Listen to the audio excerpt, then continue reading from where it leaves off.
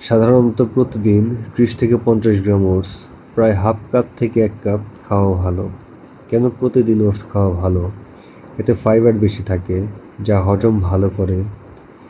এটি পেট ভরা রাখতে সাহায্য করে, ওজন নিয়ন্ত্রণে সাহায্য করে এবং এটি হার্টের জন্য উপকারী।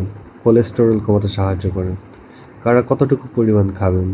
সাধারণ মানুষ প্রতিদিন 30 থেকে 50 গ্রাম, যারা জিম করেন বা বেশি কাজ করেন তারা 50 থেকে 80 গ্রাম। ওজন কমাতে চাইলে তারা 30 থেকে 40 গ্রাম করে খেতে পারেন। কীভাবে খাওয়া ভালো?